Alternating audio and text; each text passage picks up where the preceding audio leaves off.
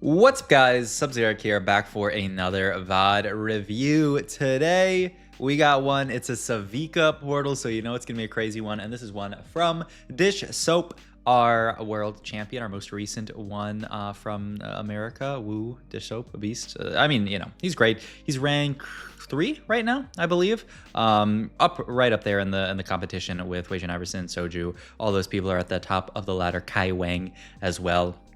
So yeah, let's just hop into it. Pick up an early Vex too, which is actually, I mean, just a really, really nice opener, especially along with this Rel here. We can pick this up, hold the Vex 2 plus the Rel here, and yeah, be very excited. We also have the Akali, so we're almost a really nice opener. If we can pick one Irelia, we will be just in a fantastic spot. So hopefully we get there, but we will see.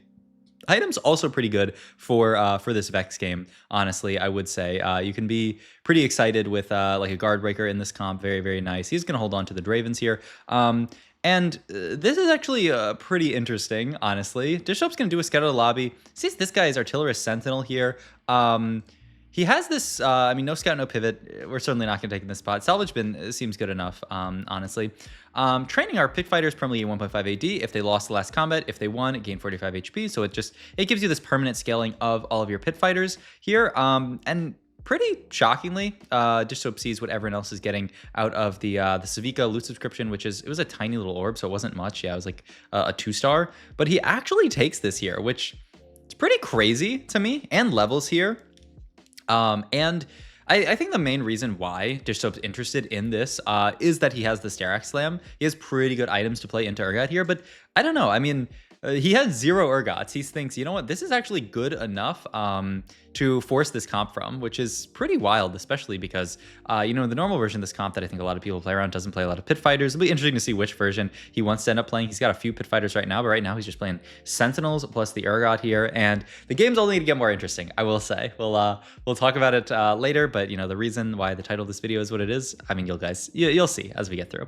In any case, though, we're going to play this early Sentinel opener, sell off the Amumu, just because, you know, Sentinel's good enough. We've got this glove that we're holding on to, which, you know, could be like a Hodge or something like that.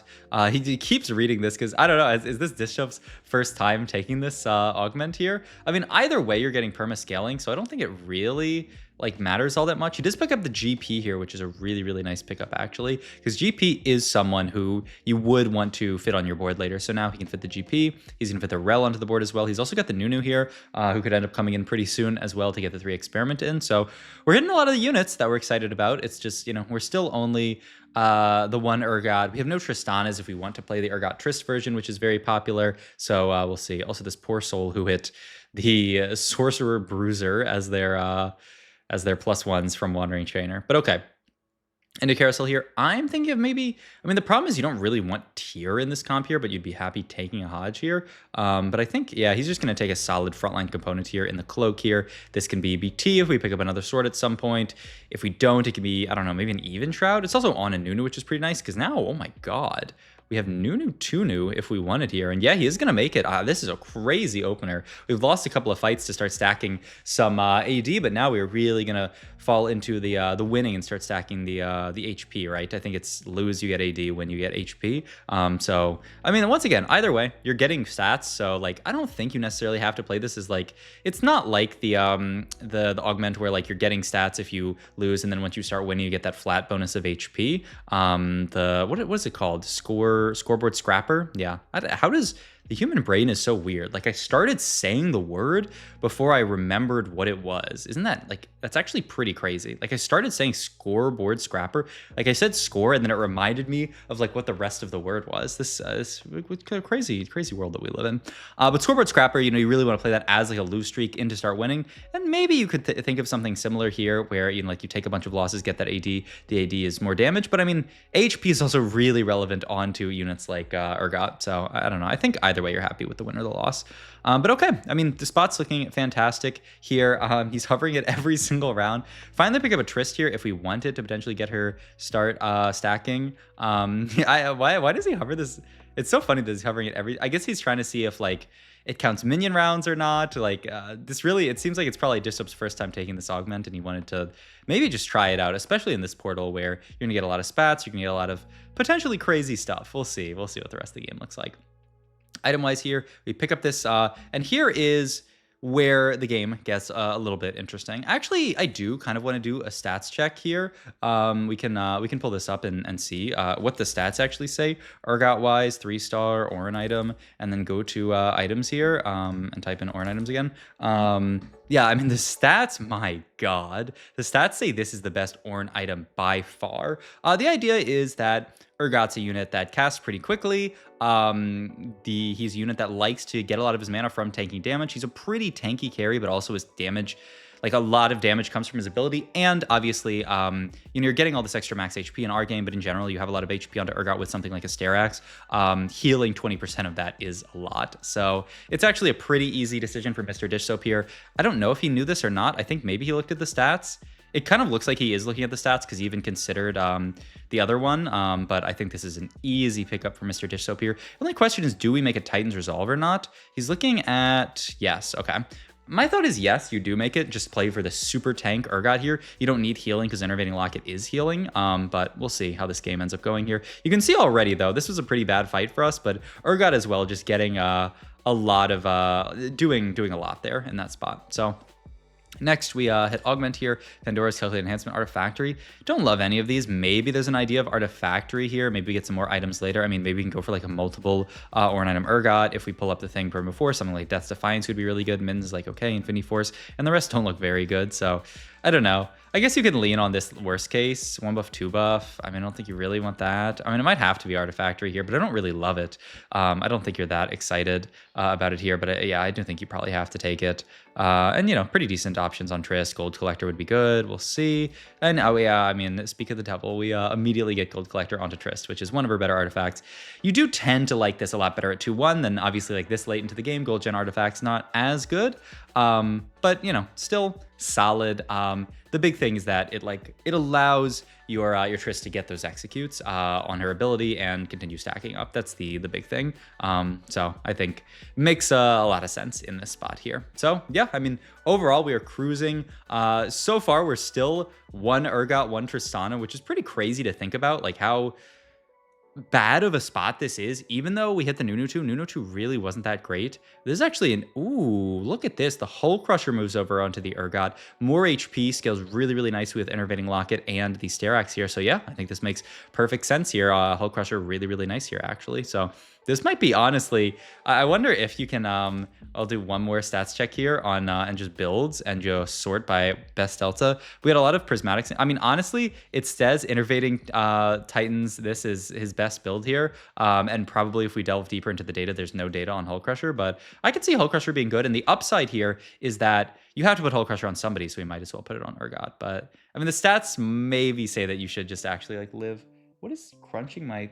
I keep thinking my cat is in my room, but I don't think she is. All right. But yeah, I keep, not the cat part. He's going to pick up Spat on Carousel here. The idea being we can play this for Experiment Spat later. I would think there is Artillerist as a possibility if we reforge it, right? That's one of the pan ones, I believe. Though, if you told me I was wrong, I would say you're a liar because I was right. Yeah, so we could reforge into Artillerist, Experiment. Pit Fighter is the other big one that we could look for, especially with this Pit Fighter augment. That is another one that you have to reforge for, though, so we'll see. Get a Prowler's Claw here that we're going to throw into the Tristana is actually pretty funny here. Prowler's Tristana. I mean, it's, oh my god, the Tristana just runs up here. We also, while I was looking at Spats and Pans here, we end up actually picking up an Urgot too, which is really, really good here. Rolled down to 40 gold to hit it, but I think it's perfectly reasonable in Dishsoap's spot here. He's actually going to roll quite deep here to try to pick up, I mean, the Elise is great. I think he's really... Oh my god, he's rolling so deep, and the idea is we really want Triss 2 here to try to win this fight, be as strong as possible, and start stacking up. I'm actually pretty surprised we rolled that deep, but I think his thought is, I'm 66 HP, I do need to start winning some fights, and Triss is a huge power spike with these items. Also, because she's dashing in with Prowler's Claw, we kind of need her to be as tanky as possible, and 2-star is going to be a lot tankier than 1-star. That's actually so funny, though. This Triss setup is sick. I can't wait to see how the rest of this game plays out. I don't know if we are going to move Prowlers over to Urgot. I know, I mean, statistically it said it's fine. I think just Sterax is so much value in your spot that you probably can't move it over. So we'll see. We'll see where stuff ends up going. And right now the Prowlers is not actually that bad on the Trist, so maybe it'll just stay forever, and Tristan and Urgot will do their work. Great job by Dishsoap to make those items really quickly. Ends up getting Spectral as well. His Mittens as well. So a lot of choices to be made here as far as what he wants to reforge. He's going to reforge these two kind of like dash in items. Think about holding on to the Mittens here for the Urgot. Gets Trenchcoat plus Mogul's Mail. Ooh, so Trenchcoat, he's just going to throw here. The Mittens actually get on the Trist and the Trenchcoat? Trench Trist? I'm interested. I mean, it does give decent stats, I guess. It gives crit and stuff like that we don't even have the ability for our spell to crit here. It's pretty crazy, but we'll see. We'll see what happens here. I'm a bit surprised they didn't throw it on frontline, but okay. I mean, powered shields, quite reasonable in the spot where we're getting a decent amount of shielding from, I mean, we're just getting Sterak's shield, really. He's looking at Tomb Raider, but yeah, I don't like this Tomb Raider augment very much. I mean, the idea is, of course, like once you get your Tomb Raider cash out, that is 3 Ornn items. But the downside is that you have to wait so long, and we're 66 HP, we might just die. So I like powered shields here. It's more tankiness for Urgot. It's more tankiness with the Sterak's. Generally, it feels quite good. I think Hull Crusher is just HP, and the Innervating Locket is also like healing, so we don't get any value from that. But we get the Sterak's value, so we're pretty happy with that. Yeah, he actually keeps getting shields from something. Does his ability shield? Am I crazy? Maybe his ability shield. I thought his Fire, Explosive Charge, Physical Damage, Sunder. Oh, it's the Experiment bonus. Duh. Okay. So he's getting shield from the Experiment bonus. So this is like Giga Broken, actually. Like Giga Broken. So this is perfect. We actually send it down here for Urgot 3.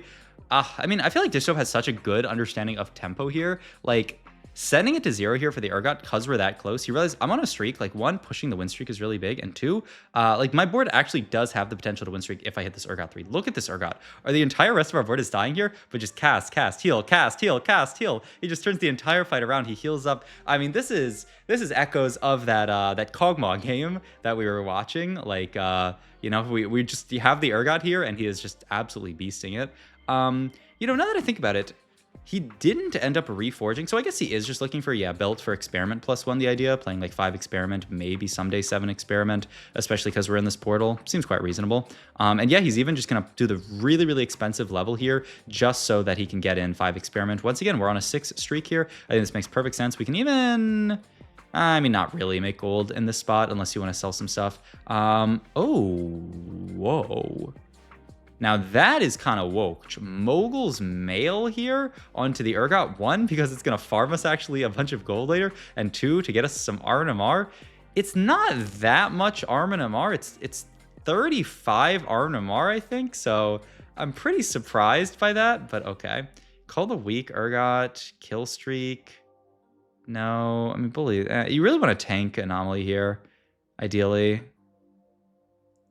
Really? I mean, he is casting a lot. I don't know. I would just keep rolling for tank. I mean, protective shielding seems okay, especially with your... Oh, I mean, bulwark seems insane. I was thinking protective shielding with his shielding augment here, but I mean, bulwark is insane here. Like, he is going to be so tanky.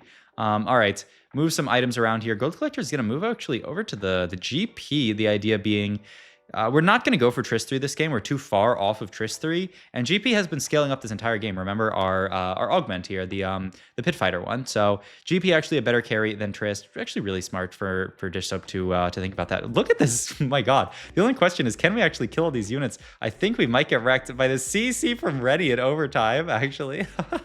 That's so sad. Just the too much CC ends up killing our Urgot there. We need the one that makes it so he can't be CC, but I think the stats were saying that one's really bad on him. Though it's probably pretty good in this spot, actually, because he's getting so much mana just from taking damage. Silvermere Dawn. But I don't know. We'll see. We can still make probably one more Ornn artifact this game if he's quick enough. The game is not very good, so he's not quick enough. The Anvil takes too long. He picks up another Forger here, which is actually kind of nice. I think, yeah, at this point, he's like, okay, the Mogul's Mail, not really doing... Oh, I don't know if I would have done that, Mr. Dishsoap here. But he is going to move the Mittens over. Innervating Locket stays, so his final build is going to be Mittens, Innervating Locket, and Sterak's here. Move the Collector down there. The Sniper's Focus is I mean, honestly, not bad. I'm pretty surprised by that full Reforge, though, because there's a lot of garbage you could hit, but I mean, look at this Urgot, man. He's just unkillable. He's healing to full every single fight. The powered shield's actually doing a ton of extra work with the 5 experiment now bonus. Like this spot looks fantastic. And remember, he's scaling every single round with his pit fighter augment. So I mean, yeah, looking really, really good here. Just gonna level for Corki and for Nami here, actually, just to get. I don't even know. I mean, it's Sork and Emissary, I guess. And I mean, I guess it makes your guy cast a little faster, but really most of his damage he's getting is from, or most of his casts are from the intervening locket. My God, look at this. I mean, it's just it's a sight to behold. We've got some Twitches in the planner. I don't know that we really care about Twitch, though, unless, of course, we find Warwick, and then we could play 7 Experiment from this spot, though. Would you even really want to? I mean, I'm not that interested in dropping out of Artillerist here, so I don't think it really even makes sense. I think we're just chilling in this spot here, but I guess we'll see. We do get CC'd by this Vi here. That's the scariest thing, actually. This positioning was pretty bad here. Getting Giga CC'd by this Vi has been horrible for us, but I don't think it's really going to... Yeah, this was probably Wisp positioning, and I don't think it really matters. Just the cast... Oh my God, he's healing up to full, man. He's full HP by the end of the fight. Can't keep getting away with this. We could take LW just for LW. You don't really need it on Urgot because he's got that Sunder. So I wonder if he would just reroll it if he gets the opportunity to pick it up. We'll see. It is an LW.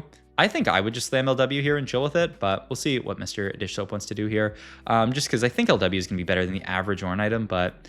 You know, obviously tank items are not bad. Yeah, he does slam the LW. I think this makes perfect sense just because, you know, in between casts, which is few and far between, we aren't sundering, and also 30% is greater than 20%, quick maths. So pretty decent for the Urgot here. So yeah, I mean, the only thing we have to be afraid of is other people capping out even higher than us. This is a sniper's focus Mordekaiser. He's just wailing on the Urgot. Oh my God. He just can't, he's not killable, man. I don't think it's killable. Like, the sniper, oh my God, Mord dealt 10,000 damage. The Silco dealt 15,000 damage, and it wasn't even close. It wasn't close whatsoever, man. Okay, I think I'm really, really excited actually to see the matchup between this and the Nocturne board, because the Nocturne is so much damage. Will the Nocturne be able to knock down this Urgot? Because this is Turbo Bis Nocturne. Let's see what happens here, because he's gonna shred the rest of the board here. And so now he's just stuck on the Urgot. Is this enough damage? Also some CC coming out there. Urgot taking a decent amount of damage. The CC from the TF is actually so big. One more cast from Urgot. He's nah. I mean, it's over. It's over. If he's not done by now, the Urgot is absolutely living there. My God. I mean, it's just so gross. He's also, remember, we still have this Nami in. I mean, I feel like the idea must be to get 4 Pit Fighter in, just like Savika Vi, call it a day. But I guess we'll see. I just feel like 4 Pit Fighter would be such a buff here, or eventually maybe, like I said, the other stuff. Pick up Morello here. Yeah, I think this makes perfect sense. We have, I mean, a Jace is always a Jace. I feel like that's, I wonder why he doesn't think the Jace is actually better here, but I guess we'll see. Oh, this is smart. Scrap the bow onto Corki instead of one of these random Ornn artifacts. Yeah, he actually doesn't do it in time, but, you know, good idea. I'm surprised he didn't slam the bow first. Order of Operations, Dishsoap. What are we doing here? I mean, I guess he doesn't care because Urgot's so big. His whole board is dead, and the Urgot's just flying into backline, man. Okay, can this Loris buy enough time for a Caitlyn here? I think the answer is just no. Caitlyn just doesn't have enough single target damage, so we're going to win this fight as well. WasianIverson taking some damage into 3rd place there. Going to level up finally, get 4 Artillerist in. Oh yeah, that's another really easy trade that we can get in. Actually, that's probably the best one that we could get in here. And this is going to be the final board here. The extra AD from 4 Artillerists, so big on this board. And he's actually going to throw items onto... I mean, if you're going to put Morello's there, you're going to put the other one there onto Zyra. I mean, yeah, she hits a lot with her vines. She's getting the bonus of Experiment. I think it makes a lot of sense. All right, we're fighting this board again.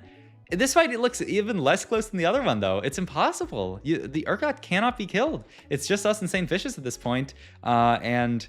I mean, I don't think it can happen. I don't think the Urgot can be killed. He's benching him and putting him back on the board to see... Oh, I think maybe he wanted to see training art stacks, but like... I mean, could he see the... I don't know if it showed him the number of stacks there, but still, I mean, this Urgot is huge with the training arc. Like, the AD and the HP have just been out of control this game. I mean, once you're getting to 6-3, it's so many rounds. And I mean, yeah, it just...